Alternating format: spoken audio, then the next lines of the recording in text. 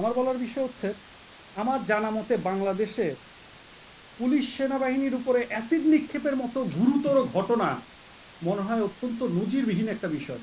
আমি জানি না আপনারা জানেন কিনা, আমার জানা মতে আমার মানে বাংলাদেশ স্বাধীন হওয়ার পরে আইন শৃঙ্খলা রক্ষাকারী বাহিনীর উপরে এই ধরনের হামলা, এটা মানে বর্বরোচ্চতার আমার মনে হয় সর্বোচ্চ সীমা অতিক্রম করেছে।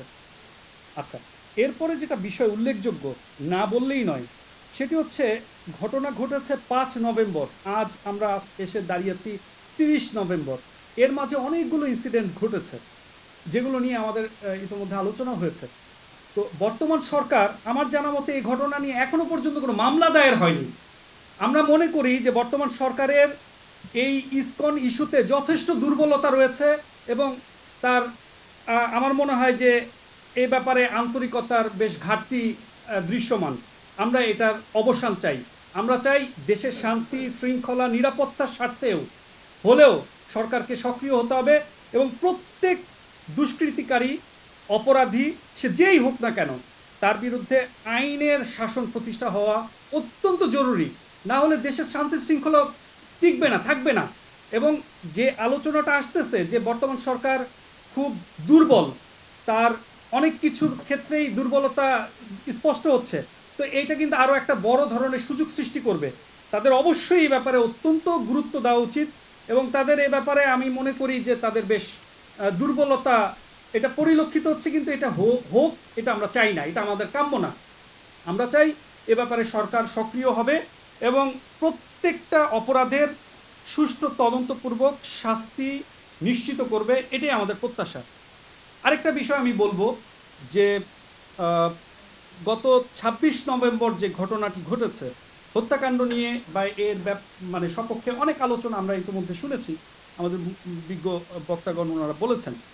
আমি একটা বিষয় উল্লেখ করতে চাই, সেদিন অন্য একটা ঘটনা ঘটেছে। কীরকম ঘটনা ঘটেছে?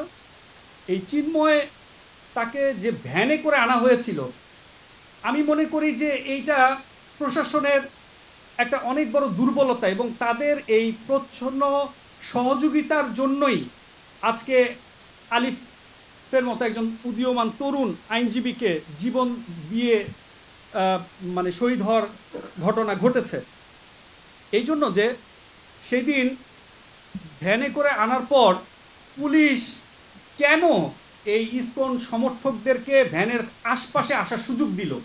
আমরা দেখেছি বাংলাদেশে অনেক প্রভাবশালী প্রতাপশালী রাজনৈতিক ব্যক্তিবর্গরাও যখন ভ্যানে করে পুলিশ হেফাজতে কারাগারে যায়, তাদের ত্রিসীমানার মধ্যে কাউকে আসার সুযোগ দেওয়া হয় না।